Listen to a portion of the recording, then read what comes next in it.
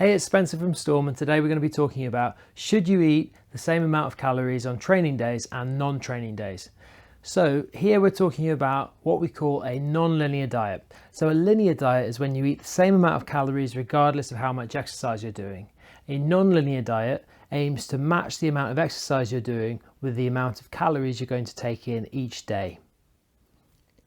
So the aim of this diet is to try and maximize the amount of muscle you hold on to and maximize your performance whilst minimizing as much as possible any gains to your fat mass.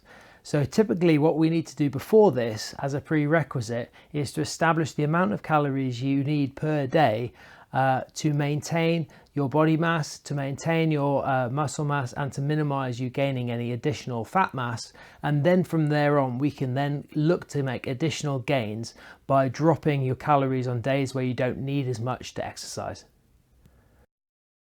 So as a prerequisite to this diet, you absolutely should find out how many calories you need each day just to perform your daily tasks and also to support your exercise.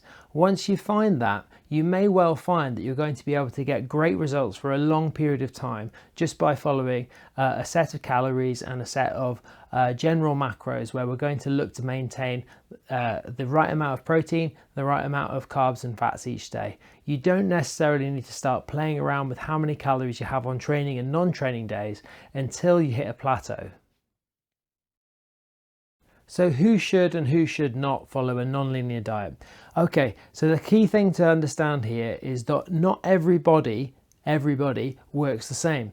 If you've got a lot more body fat to lose, it's actually a lot easier to lose it in the first instance. Only when you start to become more lean does it become more of a challenge, and do you have to have more of a structured dietary program and more of a structured training program to facilitate further loss in your fat mass.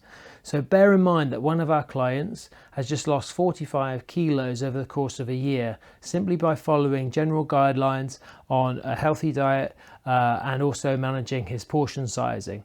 So you don't necessarily need to follow a really complicated diet in order to get great results.